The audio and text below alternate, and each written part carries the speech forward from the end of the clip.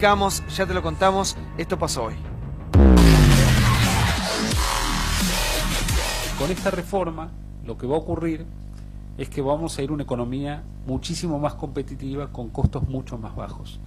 En los impuestos internos, digamos, así como tenemos algunas subas en algunos productos que tienen que ver con alcohol, tabaco o bebidas azucaradas, también tenemos bajas muy marcadas en lo que hace el consumo de automóviles, de productos electrónicos. Los sueldos más bajos, los de hasta 12.000 pesos, no van a pagar impuestos a las contribuciones patronales y a partir de ahí se paga simplemente por la diferencia. Vamos a extender a otros activos financieros el impuesto a las ganancias por rentas obtenidas por las personas humanas. También vamos a aumentar la deducción especial en ganancias para los trabajadores autónomos. Ustedes saben que hoy los trabajadores autónomos tienen una deducción mucho menor que los trabajadores en relación de dependencia, están discriminados, entonces hay un problema de inequidad horizontal, porque dos personas que hacen el mismo trabajo bajo distintas formas de contratación tienen distinto nivel de imposición. Vamos a eliminar el impuesto a la transferencia de inmuebles, que pensamos que es un impuesto que hoy traba el mercado inmobiliario porque afecta con una alícuota de 1,5% a todas las transacciones inmobiliarias, dificulta el acceso a la primer vivienda. Bueno, a ver, muy fácil, a grosso modo, ¿qué anunció de Jovne hoy? Bueno, los números finitos, Sí. La letra chica todavía no está, los diputados incluso se reunieron después y hicieron las preguntas cuánto, cómo, dónde y se fueron sin respuesta. Sacaron de un lado y pusieron en otro, digamos. Sí, pero no, eso de sacar de un lado y poner del otro todavía no te queda claro. Concretamente, la buena noticia, empecemos, para comprar celulares, monitores y teléfonos, por ejemplo, televisores, cero arancel. Antes tributábamos hasta... Bueno, esto va a ser si se aprueba en el Congreso. Hoy pagás cada vez que compras un televisor un 17% más. O sea, de ¿Y va a impuesto. bajar el precio, Liliana? Esa es la pregunta. No, Si pará, la vende pará, al que público, va a bajar. déjame ¿Cuándo vamos a con pagar la buena 20% menos? noticia. ¿Qué fecha? Esto sí va a bajar porque ya lo vivimos con las computadoras. Claro. Eso sí lo vivimos. ¿Bajaron las computadoras? Bajaron Sí, el precio bajó. respecto de lo que pero estaba. a ver, bajaron porque son más viejas Te vas a también. poder A ver. comprar un auto hasta 800.000 pesos y te van a bajar 10% los impuestos. También vas a Qué poder, bueno. una moto de gama media hasta 140.000 pesos vas a poder, le van a quitar el arancel del 10%. Pero si te gusta comprarte un avión, olvídate, porque ahí te van a Estamos poner un impuesto del 20%. Vamos a las malas, si a ustedes les gustan beber.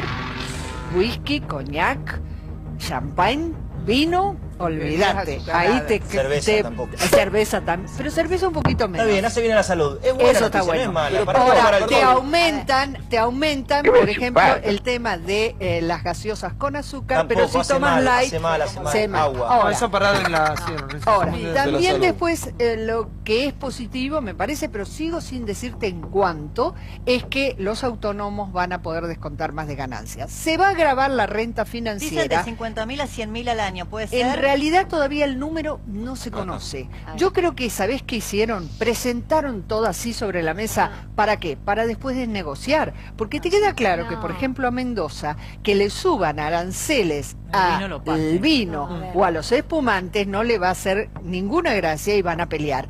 En Y a el la caso de las cerveza provincias tampoco, azucareras. con todo el Exactamente. Entonces, en síntesis, vamos a pagar más impuestos en algunas cosas.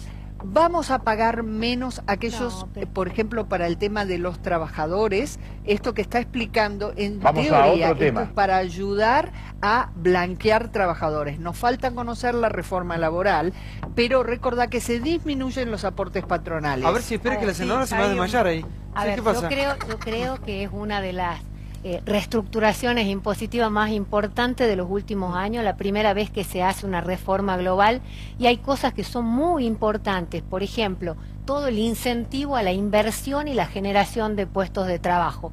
El primero es poner un mínimo no imponible para los trabajadores, para las cargas patronales en los trabajadores. ¿Y esto qué hace? Claro que incentiva de que vos hagas, que vos blanquees, porque lo que más se deja en el mercado informal, ¿a cuál es? Al trabajador más pequeño, al trabajador que gana menos. Entonces vos ahora le sacás las cargas previsionales y esto va a implicar aumentar o blanquear la situación.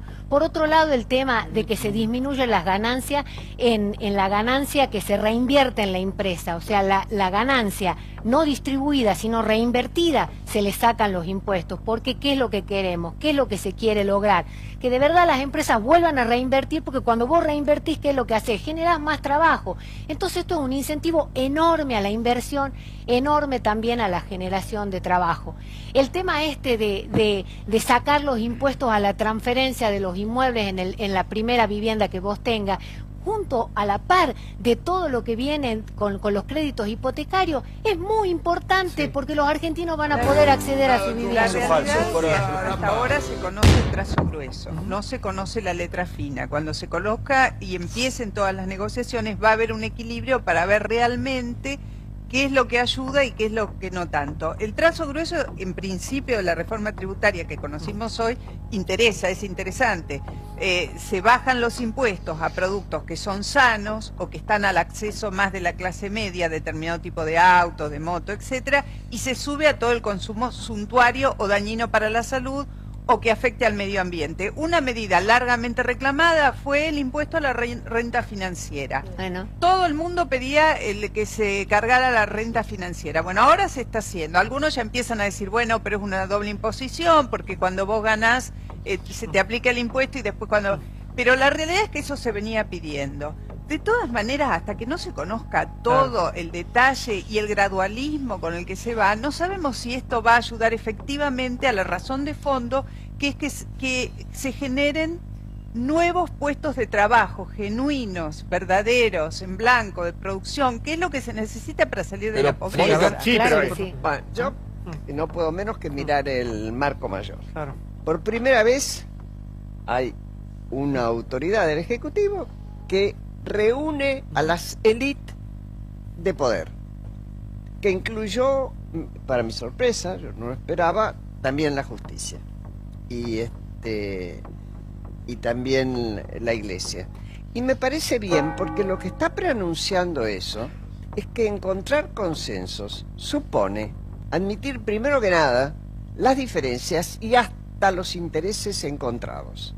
Yo no voy a creer ingenuamente que nos pueden decir hoy con una tablita, porque sé, porque la política es eso, y estábamos reclamando eso. Hay quienes pedían el pacto de la Moncloa. Bueno, yo estoy pidiendo negociaciones, así sea parte por parte, que se van a tener que sentar y medir qué cosas se pueden hacer, claro. y qué cosas no se pueden hacer y hasta dónde. El equilibrio en nuestro país en el tema de economía es casi de relojería. Por lo que sé, yo no soy un especialista, pero tengo bastantes amigos economistas, y me parece que lo que se está intentando, y ojalá quienes deberían entrar en ese consenso lo entendieran y tuvieran alguna necesidad de que este país alguna vez fuera mejor, salgamos de las cuestiones de coyuntura. Me parece que lo estaban diciendo, por ejemplo, el plan austral, que todo el mundo festejó y que estuvo bien, y de repente, por las circunstancias económicas del momento, terminó ahogado. O la convertibilidad, que lo saca del apuro a Menem, y cuánto dura, bueno, se terminó pagando en el 2001, y así cada vez algo, la soja, un yuyo miserable, entre comillas, que te saca de apuro en una época, pero después ya no lo podés estirar si no tenés otras políticas. Y yo creo que en este momento, sin que haya garantía de que todos tengan la misma visión y que no se quiera reclamar, desgraciadamente, derechos adquiridos, mal adquiridos, no van a faltar tampoco, ¿eh? No van a faltar sectores que crean que no tienen nada que poner, porque en la búsqueda de consensos alguien tiene que dar algo para recibir otra cosa. Sí, y eso está visto. Mira, en este programa yo he dicho que obviamente para mí lo deseable sería un Consejo Económico Social. Hay cantidad de proyectos porque le daría una institucionalidad muchísimo mayor, incluso administraría la puja distributiva aún más allá que esto. Pero en esto, para poner los títulos, porque hasta ahora conocemos solo los títulos. No, mucho más Hay que dos los cuestiones. títulos. La primera es la simplificación. irá a un sistema más simple. El sistema actual impositivo es extremadamente complejo y engorroso y convierte sobre todo a los pequeños y medianos empresarios no solamente en quienes tienen que pagar impuestos, sino tienen que ser recaudadores a su vez de impuestos, lo cual le genera una situación de infraestructura tremendamente costosa. Y la segunda es la equidad. Si nosotros vamos a la progresividad, yo apuntaría a los famosos impuestos al consumo. Exacto. Y en segundo lugar, esto que tanto se venía reclamando, bueno, celebremos que tanto de todos los programas de la oposición estaba planteada el impuesto a la renta financiera. Bueno, avancemos al tema de la renta financiera. A ver, un par de puntos de esto. Con relación a lo que decía Liliana, ya está protestando Mendoza. Ya hoy hubo una presentación formal de Mendoza porque el vino, que tiene problemas de competencias muy serias en el exterior, muy serias ya, esto lo vuelve a complicar. Esta es una pelea, Santiago, que ya se dio en la época de Domingo Cavallo. Todo lo que habló Liliana es impuestos internos. Toda la guerra de impuestos internos ya la vimos en la época de Domingo Cavallo. Y es lo que hace que el gobierno pueda beneficiar en otro sector. Punto 2. Los sectores están mirando cada uno de estos puntos de la reforma, pero los empresarios están mucho más atentos a la reforma laboral. La reforma laboral ya se distribuyó a los abogados de las empresas por un lado de la CGT y por el otro de los sindicalistas. Desde ayer la están analizando. Es dura y es muy fuerte, porque por un lado tenemos, como decíamos antes, el tema de la rebaja de aportes, pero por el otro lado se modifica básicamente los rubros que van a entrar dentro de la indemnización, la forma de calcular la indemnización por la antigüedad, el tiempo que tiene un trabajador para realizar una demanda una vez que es despedido. Yo te diría que lo más duro de esta reforma en cuanto al análisis va a ser sin duda la reforma laboral, que venía anunciada hasta ahora como que era una reforma, no digo tibia, pero una reforma que le iba a hacer Jorge Triaca sector por sector. No es así. Hay una ley que va a modificar. La ley de contrato de trabajo general es una ley que se va a tratar en el Congreso y te anticipo y te repito, es lo más duro de todo esto, sin ninguna duda. Sí, Pablo. Yo creo que lo importante, más allá después de ver quién gana más y quién pierde, porque por supuesto hay sectores que son más vulnerables y otros no, como dice Graciela, esto habla de diálogo. De diálogo en un país donde hay 20 millones de cheques que salen del Estado y que hoy no podemos casi tocar ninguno. En la medida que podamos bajar cheques, que son planes, gente que se pueda empezar a laburar y que no tenga que depender del Estado porque las jubilaciones no se pueden tocar, ahí vamos camino a otra cosa. Y yo celebro, como dijo creo que Rubén o algún otro compañero, que un gobierno como este, que la mayoría lo tildan de derecha, haya ido por la renta financiera, porque ha sido el caballito de batalla de todos los políticos de los últimos tiempos, diciendo, bueno, con la renta financiera, que es la especulación y es la guita que va a plazo fijo, que va a acciones, que va a Levax, creo que hay una parte muy importante de ese dinero que se va a utilizar. Vamos al próximo informe. Nuevamente, frente a la justicia, Vudú volvió a tribunales. Esto pasó, mirá. Lo niego todo. Lo niego todo. El ex vicepresidente amplió su declaración en la causa Chicone, donde se lo acusa de haberse quedado con la imprenta de billetes para hacer negocios con el Estado.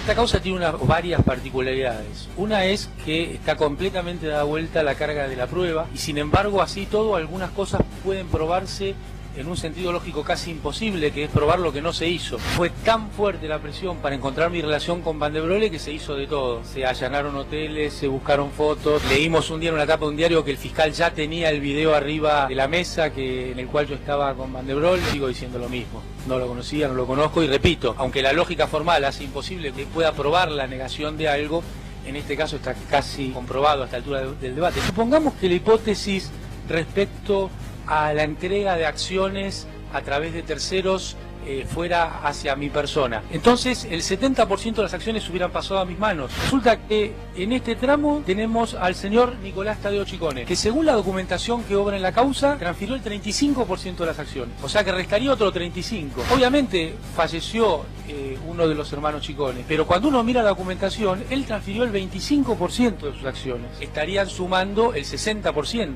La señora Silvia Chicone, que es la que firmó el otro 10% de transferencia, no está en la causa. Entonces, ¿qué es? ¿Un semi-cohecho donde se dio una parte y la otra no? ¿Cómo yo explico que no recibí nada, pero que sí hubiera recibido el 70% y está el 60% en el juicio? Esto muestra a la clara que la instrucción no está completa. Las pruebas que se están valorando son dichos y no movimientos de fondo. Lo niego todo. Bueno, a ver, Débora, repasemos un poco. Bueno, la causa Chicone es la causa que sin duda más preocupa al ex vicepresidente Amado Boudou y que en su momento más preocupó a la expresidenta Cristina Kirchner. Cuando comienza la investigación por el caso Chicone, cuando había ganado Cristina con la fórmula que llevaba a Boudou como compañero, no nos olvidemos que ante una de las primeras medidas, que fue un allanamiento en una de las propiedades, lo que hace la expresidenta, hablando de Gilles Carbó y su renuncia, es sacar en primer lugar al procurador general Esteban Rigui, que era un hombre importantísimo, además de una estrecha vinculación personal con los Kirchner y muy probo además en su función. Además sacó al juez, que era Rafecas en ese momento, e hizo volar de un plumazo al fiscal, que era Rívolo. Así empezó la investigación por la causa Chicone y esas fueron las decisiones que tomó Cristina Kirchner, la titular del Ejecutivo, respecto de la justicia, hablando de la independencia de poderes que hoy tanto reclama el kirchnerismo respecto de sus funcionarios investigados. Ahora, bueno, está en el banquillo de los acusados. Me llama la atención esta declaración que hacía en el juicio cuando negaba totalmente su relación con Van der Broele, porque lo que se probó en la investigación es que se pagaban las cuentas del cable, el alquiler, en fin, era un vínculo que quedó probado en la investigación judicial. Graciela. Yo creo que no hay ni adjetivos, ni nada. A mí no me alcanzan, honestamente, porque aparecen como figuritas de las que nadie después daba cuenta. No eran responsables de nada, nadie era responsable de ellos, ni ellos eran responsables de nada. Entonces uno se pregunta, ¿qué estaba haciendo? ¿Por qué actuó en la Casa de la Moneda? ¿Cuál era la necesidad? A mí no me cabe en la cabeza, todavía no tengo explicación. ¿Qué hacía ahí? A menos que sea quedarse con algo. Una cosa más. Yo me parece, no estaba tan de acuerdo con lo que decía recién de que hubo una banda que vino expresamente armada a apropiarse. No, yo creo que realmente la idea de que para hacer política es necesario plata, que fue como una consigna, fue llevando a todos y fue muy fácil mientras eran gobiernos subnacionales, es decir, mientras estaban en la provincia de Santa Cruz. Igual es para todo, Graciela, eso. La política tenemos que conocer un poco más cómo se financia. Pero oíme, campañas, mayor ocultamiento que y la particularidad en Santa Cruz, cuando echan al procurador, quien lo defienden, ¿se acuerda quién era? Zaffaroni, que dijo que Kirchner era un dictador. Llega a la corte lo vuelve a poner y nunca lo nombran. ¿Ustedes se acuerdan de ese episodio? Sí. Se sacó de encima al procurador para que no vigilara qué es lo que pasaba. Ahora, Boudou es un invento posterior, no viene de la historia anterior de Santa Cruz. ¿Pero por qué le bajas tanto el precio a Boudou? El precio mira vos. El precio a Boudou, porque Boudou, de hecho, en su momento, era un político con muy buena imagen, y se habla que el delfín del no era un político con buena imagen, no se lo oíme, en su momento iba a los programas, tocaba la guitarra. ¿Vos qué crees? Que tocar la guitarra iba a ser buen político. Boudou era el delfín, era el sucesor de Cristina. ¿Qué pasa? A ver, fue un muñeco que realmente bien. Ahora, yo no sé por qué se sorprenden de que Boudou niegue todo. Es una persona que... Pero hablamos de Boudou con el diario de Loco. Hoy lo ves ahí negando todo. Pero perdóname, una persona que estar casado. A ver, ¿quién puede negar estar casado o tener los papeles solamente para no dividir los bienes con tu ex mujer? Se olvidó. ¿Quién puede poner... Bueno, la memoria selectiva. Fijó domicilio en un médano. Fijó domicilio legal en un médano. A ver si entendemos. Teníamos un vicepresidente que tragó papeles de un auto para no dividirlos con el... Es difícil. Ahora... que tenía una alta imagen positiva, y además tuvo un buen caudal de poder a partir de aquella, no nos olvidemos, aquella decisión de haber transferido otra vez los fondos de la FJP a el sistema de reparto Boudou en su momento era una persona extremadamente cercana a Cristina. Absolutamente, por favor, lo perseguían, hacían cola en el Ministerio de Hacienda para verlo. El coro de adulones, los que aparecen siempre, muchísimo poder. Recordemos el acto que me acuerdo fue en la Quinta de Olivos, todo escenográfico para anunciar que iba a ser el vicepresidente. No lo sabía nadie. No lo sabía nadie. Y realmente era el delfín. Ahora, después cayó así en picada. Pero recordemos que empieza a caer cuando muere Néstor. Porque ahí Y en realidad por una filtración supuestamente de una escucha donde Vudú se habría expresado en muy malos términos de la expresidenta. Pero el problema de Vudú es que no tiene territorio ni partido político. A ver, en la historia argentina, por lo menos de los casos de corrupción que lamentablemente no han llevado a nadie prácticamente a prisión, tenemos 2 o 3 ejemplos de algunos que fueron presos por corrupción por no tener territorio ni partido político que los contenga, sobre todo en el justicialismo. Víctor Alderete, por el PAMI, María Julia Elzogaray, que venía de la UCD, igual que Vudú. Por eso Vudú tiene un camino un poco más allanado, digamos, hacia la prisión, más allá de la política. Sí, totalmente. Año 2011, 2010, 2012, Amado Vudú tenía no solamente un gran presente político, sino era una carta muy importante a futuro. Saquemos lo que hoy está atravesando, situémonos en ese año de pleno kirchnerismo y de Vudú sin causas, donde además era el joven, apuesto, carismático, rockero, motoquero, se lo veía por Palermo tomando una cerveza en la esquina. Y ANSES, ministro de Economía, todo. También, buen alumno que había conseguido las máquinas de hacer ha tenido billetes. un muy buen paso. De hecho, los que saben de economía saben que ha sido un buen paso. Pero me refiero, todo eso lo fue. Y actualmente, bueno, con esta causa en particular, que lo que vimos recién en imágenes, es importante escucharlo y tratar de, por lo menos, escuchar las dos partes, ¿no? Obviamente, lo que van a acusar y lo que van a atacar, y escuchar a Amado Vudú la explicación que hace los porcentajes de Chicone de cada uno. Es increíble cómo la justicia se da vuelta con el poder de turno, ¿no? Porque digo, durante el kirchnerismo, la justicia, hacía la vista totalmente gorda. Ahora, cuando cambia el gobierno y la gente vota ahora que se ratificaron en las elecciones, ahora la justicia de repente empieza a abrir todas las causas del kirchnerismo. Desde luego, digo, no tiene un padrino, digo, político que lo defienda, Vudú. Pero, digo, también, o sea, metemos muchos a los políticos, pero están los empresarios, el mismo padre del presidente, ¿no? Mariano, una pregunta te hago, una pregunta. Vos decís que bueno, ahora se abren las causas, ahora la justicia cambió. Yo te daba el caso de Vudú, justamente.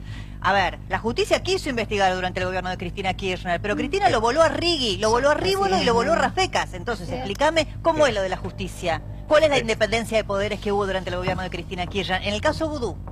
No, en el caso de Vudú no, pero digo, en general, digo, todos los jueces se van alineando. No esta causa puntual. Ahora, cuando decimos, digo, de los empresarios kirchneristas, hablamos también hasta del propio padre del presidente, Franco Macri, digo, era un empresario kirchnerista. El primo del presidente, Ángelo Calcaterra, también estaba con el kirchnerismo. Entonces, son muchos, digo, los involucrados. Sí, a ver, Carlos, por favor. No, digo, no nos olvidemos que hoy, en este caso, porque el caso Chicone empezó con un plan de preferencia que la AFIP le dio para que eso pudiera tener un horizonte de vida, y hoy hubo un testimonio muy importante que pone a Ricardo Echegaray. Quizá Ricardo Echegaray sea el próximo en la cola a partir de este testimonio, que asegura que en la AFIP no había un papel, entre ellos el que autorizó un plan inaprobable de ninguna manera para que Chicone pudiera salir de la quiebra, autorizado por Ricardo Echegaray. Él se quiso escudar en que justamente Vudú, en ese momento, en su calidad de ministro de Economía, le había dado una instrucción, pero eso no le sirve. Así que Ricardo Echegaray es otro que puede estar en la mira inmediata de la justicia para ser el siguiente en la cola. Ahora, me parece que acá perdemos de vista que hay un actor central que sea potencial inspirador de todas estas cosas que hoy se están investigando, que no está más que Néstor Kirchner. Ah, no, por supuesto. Porque nosotros nos estamos acordando de aquel sábado memorable en que Cristina, en el medio de una escena que parecía un Martín Fierro, donde se iba a designar a un ganador desde el secreto más encriptado de quién iba a ser el vicepresidente, lo presenta como una estrella, Amado Vudú. Y entonces pensamos que Amado Vudú es una creación de Cristina, pero Amado Vudú tiene existencia anterior a Cristina, y no sabemos si el plan de Chicone no tuvo un inspirador que hoy ya no está para dar ninguna explicación. Yo estoy totalmente de acuerdo, por eso, más allá de que Graciela recién, y obviamente, por supuesto, tenés todo el derecho de no estar, de disentir conmigo, pero a eso me refiero con el concepto de banda. Santiago. Es decir, acá hubo una banda creada por Néstor principalmente, y la mayoría accionaria era de Néstor y de Cristina. De Vito era el gerente. Y a partir de allí empezaron a operar primero en Santa Cruz y luego trasladaron ese modelo a la nación. Los que han investigado mucho este tema, de qué pasa con la muerte de Néstor, dicen que cuando Cristina se enfrenta con esta situación, para poder reconstruir toda la información, tiene que ir radialmente a cada uno de los actores, porque ninguno concentraba toda la información de cómo se estaba manejando. Y ella era presidente. Pero perdón, Mónica, ¿qué? ¿Para cortarlo o para seguirlo? Porque para seguirlo. Vos podés, No porque sé, vos podés para tener saber a tu en marido presidente las metido cosas en un que sabía, montón. intuía o sospechaba, pero que no tenía la letra, pero la vos que estaba tenías en el dos chances. cuadernito. O lo ratificabas y lo continuabas, o lo cortabas. Tenías dos alternativas. Yo me niego, como dice Gustavo, a creer que la señora era tan nula que no sabía, pero tenía dos caminos. Con esa información hizo lo que hizo. El tema Chicone tiene datos increíbles. Es una empresa que se nacionaliza y nadie protesta. Es rarísimo. Es decir, nadie conocía quiénes los dueños de Chicone. Y Chicone, la máquina de imprimir billetes, es una idea de Néstor Kirchner. Que después Néstor Kirchner muere, Cristina no lo sabe controlar y encuentra un gerente berreta que es Vudú. Sí, por favor. Creo que lo que vemos nosotros en Vudú, esa es la cara del kirchnerismo, el mentir de manera descarada y contarnos un relato. Nosotros lo hemos tenido de presidente en la Cámara y le leíamos en mi bloque pedazos del juicio y el tipo con la mejor cara te agradecía una vez que vos terminabas de leerle. Entonces, lo que tenemos nosotros en un gobierno kirchnerista, que vos imagines que el ministro de Economía podía hacer lo que quisiera, es una locura. Este ha sido el mejor alumno porque le ha conseguido la máquina de hacer billete. Su relación con Van der Broek está hartamente probada, pero además de probar la vinculación directa con Chicone, ¿qué te demuestra también? Cómo le habían sacado una parte a Formosa para poderle redireccionar su deuda, cómo realmente toda la parte mafiosa que se manejaba desde el mismo Ministerio de Economía. ¿Y cómo se termina la historia? Con que esta empresa es nacionalizada. Cuando nosotros gritábamos en el Senado, ¿por qué era? Porque nadie sabía quién era el dueño. Sí, doctora. Yo quiero retomar un poco lo que Carlos decía respecto a Echegaray.